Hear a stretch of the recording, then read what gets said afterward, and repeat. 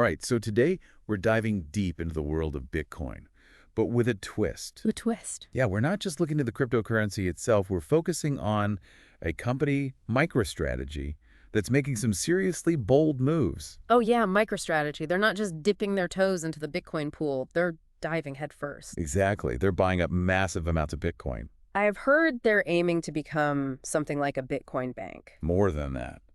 Their founder, Michael Saylor, has this vision of turning MicroStrategy into the world's leading Bitcoin bank. A Bitcoin bank? That's a pretty bold ambition. Ambitious is an understatement. He's talking about $1 trillion valuation. $1 trillion. Wow, that's some serious confidence in Bitcoin's future. And the way they're planning to do it is totally unconventional. They're not following the traditional banking model of lending out money. So how are they approaching this Bitcoin bank idea? They're basically saying, forget about lending. We're borrowing. They plan to borrow money at low rates, offer slightly higher rates to attract lenders, and then use the difference to buy even more Bitcoin. So it's like they're lending to Bitcoin itself. That's a very different approach than what we see in traditional banking. It certainly is. They're putting all their eggs in the Bitcoin basket, so to speak. But the big question is, can this actually work? Can they really build $1 trillion financial institution on the back of Bitcoin? Well, to understand Saylor's logic, we need to dive into his Bitcoin thesis. He's basically all in on Bitcoin. He sees it as the top-performing asset of the 21st century. He's a true believer. Yeah, he's not just a casual investor. Yeah. He's completely convinced that Bitcoin is digital gold, a hedge against inflation, a superior store of value. So he's saying that Bitcoin is going to outperform everything else. Stocks, bonds, real estate, even gold. That's the gist of it. He's even made some pretty eye-popping predictions about Bitcoin's future price. Like, how high are we talking? Try $13 million per coin by 2045. $13 million per coin. That's insane. What's his rationale for that kind of astronomical figure? He believes that Bitcoin has the potential to capture 7% of global financial capital. 7% of all the money in the world? That's a lot of faith in a relatively new and volatile asset. Well, his argument is based on Bitcoin's scarcity and its inherent advantages as a digital store of value. Okay, so walk me through this. Why does he think Bitcoin is so special? He points to Bitcoin's fixed supply. There will only ever be 21 million Bitcoins, which makes it inherently scarce, like digital gold. So the idea is that as demand increases and supply remains limited, the price will inevitably go up. Basic supply and demand. Exactly. But unlike gold, Bitcoin is easily divisible, instantly transferable globally, and secured by cryptography. So he's saying it's better than gold in many ways. More efficient, more secure, more adaptable to the digital age. That's his argument anyway. Okay, I'm starting to get the picture. But let's talk about MicroStrategy's actual holdings. How much Bitcoin do they actually own? They've been aggressively acquiring Bitcoin since 2020. As of our source material, they hold a staggering 252,220 Bitcoins. 252,000 Bitcoins. That's more than any other company in the world, right? Yeah, it is. They're the single largest corporate holder of Bitcoin, representing about 1.2% of Bitcoin's entire supply. Wow, 1.2% of all the Bitcoin that will ever exist. That's a pretty big bet. They must have spent a fortune to accumulate all that. You're not wrong. They've invested around $9.9 billion to acquire their Bitcoin stash. $9.9 billion. And I bet they didn't just have that lying around. Did they take on debt to finance these purchases? You bet they did. They've incurred about $4 billion in debt to fuel their Bitcoin buying spree. So let's dig into this borrow, don't lend strategy a little deeper. How do they plan to actually make money if they're not lending out their Bitcoin? Well, they're essentially acting as their own bank, borrowing money at lower rates and then offering those funds to lenders at slightly higher rates. So they're profiting off the spread between the interest rates. Precisely. And that profit is then used to acquire, you guessed it, more Bitcoin. It's like a self-perpetuating Bitcoin buying machine. That's one way to put it. And Saylor argues that this model is less risky than traditional lending because there's no counterparty risk. Okay, hold on. Counterparty risk. Break that down for me. In traditional lending, there's always a risk that the borrower won't repay the loan. That's counterparty risk. But with MicroStrategy's model, they're not lending to a person or another company that could default. Or lending to Bitcoin itself. Exactly. And Bitcoin, as a decentralized protocol, can't default on its debt. So they see it as a safer and more reliable way to generate returns. Okay, I'm following you. Yeah. But this whole strategy hinges on Bitcoin's price going up, right? What if the price tanks? That's the inherent risk, of course. But Saylor is incredibly bullish on Bitcoin's potential. He believes this strategy can yield annual returns of 30% to 50%, and even in a bear market, he expects Bitcoin to increase by at least 22% annually for the next decade. 22% even in a worst-case scenario. He's certainly not lacking in confidence. He even famously asked, who would pay you 22% interest? He's implying that even a bear market for Bitcoin would still outperform traditional investments. He's making a pretty bold statement there. But this begs the question, can this borrow, don't lend strategy actually scale to $1 trillion? Can they just keep borrowing and buying Bitcoin forever? Saylor believes it can. He envisions raising $100 billion, then $200 billion, and ultimately reaching that trillion-dollar valuation. He doesn't see any limits to the scalability of this model. He's really going all in on this vision. There's this quote from him that really stood out to me. You either believe Bitcoin is something or you believe it's nothing. He's definitely in the Bitcoin is something camp, and he's not afraid to bet the farm on it. It's a high-stakes gamble for sure, but it makes you wonder, could other companies replicate this model? Could we see a wave of Bitcoin banks popping up, all trying to ride this wave? Well, that's something MicroStrategy has addressed. They argue that they have a unique advantage because they're offering sophisticated investment instruments like options and convertibles, giving investors exposure to Bitcoin's potential upside with some downside protection. So they're not just holding Bitcoin, they're building a whole financial ecosystem around it. Exactly. They claim that their model, combining low-cost debt with attractive conversion premiums, is difficult for smaller companies to replicate. And they say that larger, more diversified companies are unlikely to focus solely on Bitcoin.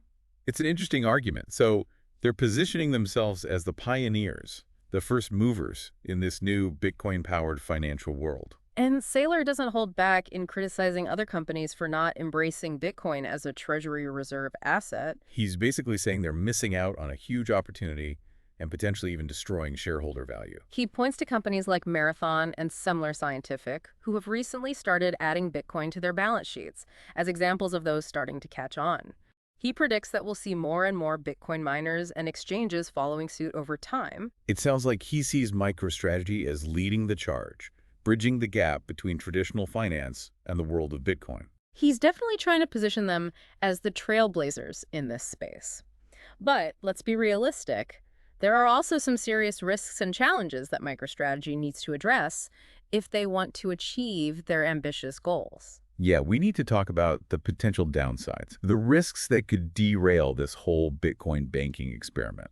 But before we get into all that, let's take a closer look at, okay, so we've laid out MicroStrategy's plan, this whole idea of becoming the leading Bitcoin bank. But let's be real for a second. There are some pretty big what-ifs hanging over this whole thing. Absolutely. I mean, Bitcoin is still pretty unproven compared to, say, gold or real estate. Right, and those are assets that have been around for centuries. Exactly. So naturally, there are plenty of skeptics out there who are raising some eyebrows at MicroStrategy's approach. And what are those skeptics saying? What are their main concerns about this Bitcoin-centric strategy? Well, a lot of them are saying that Bitcoin is nothing more than a speculative bubble. A bubble. Like Yeah. It's all just hype and speculation, no real underlying value. That's the gist of it. They point to its history of crazy price swings as evidence that it's just too unstable to be a reliable store of value. I mean, they have a point. We've all seen those charts where Bitcoin goes up, like thousands of percentage points, and then crashes down just as dramatically. Exactly.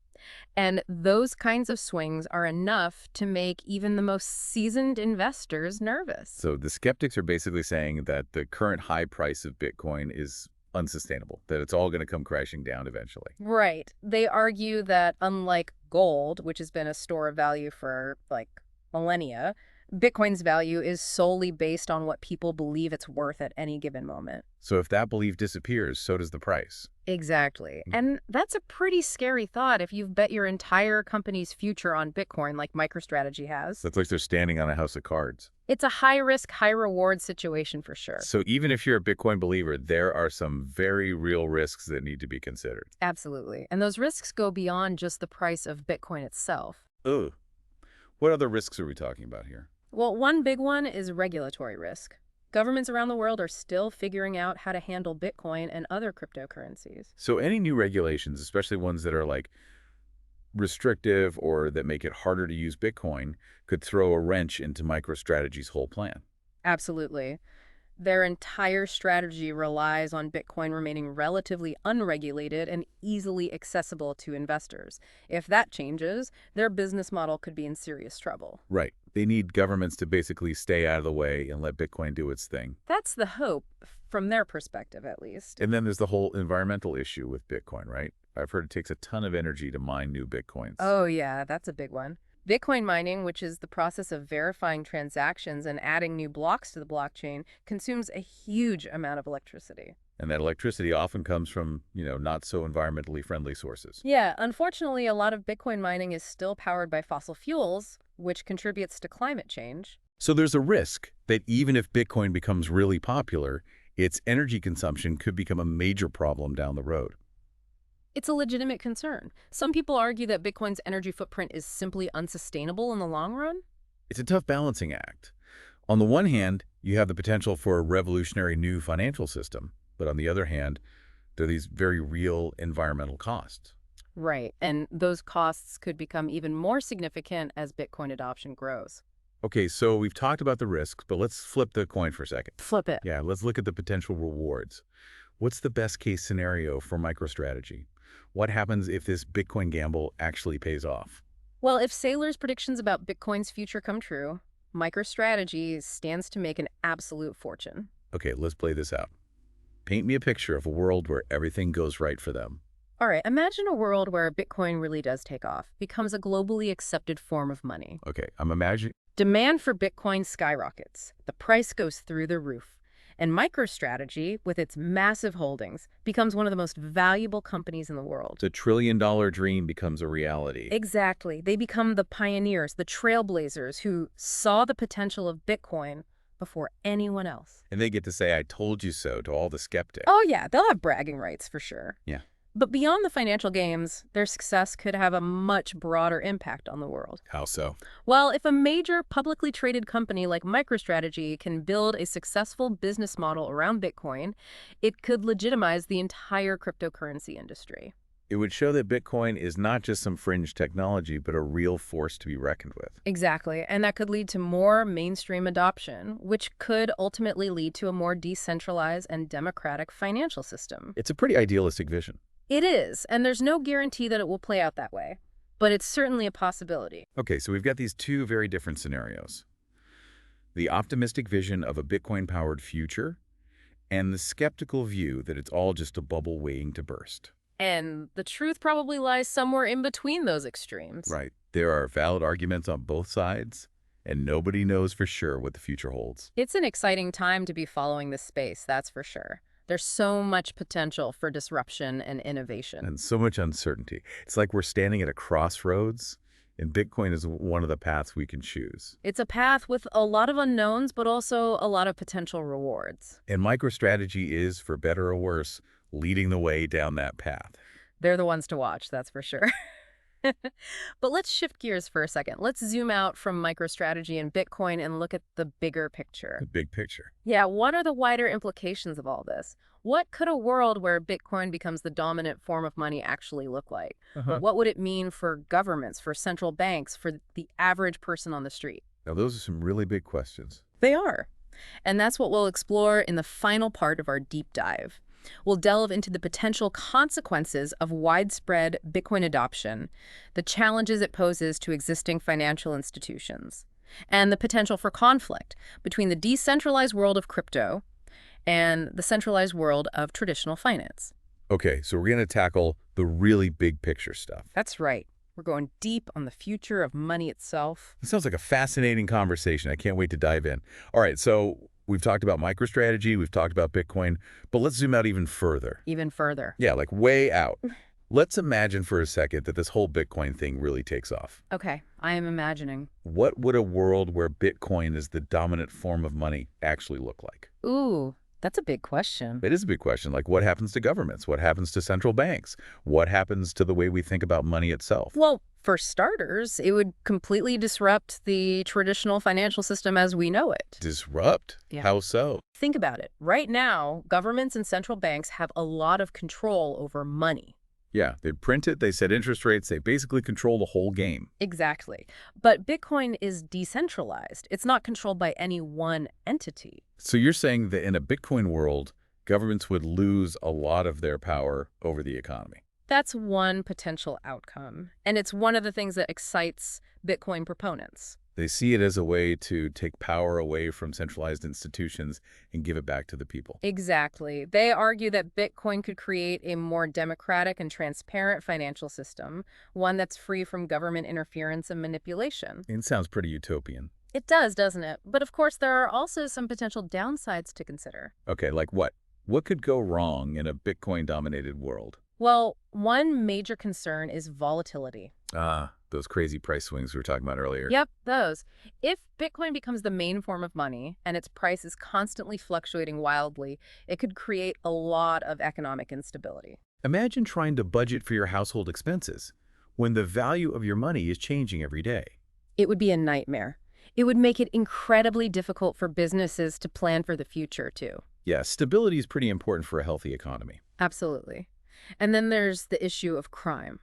Right, because Bitcoin is anonymous, isn't it? So criminals could use it to launder money and do all sorts of shady stuff. That's a common perception, but it's not entirely accurate.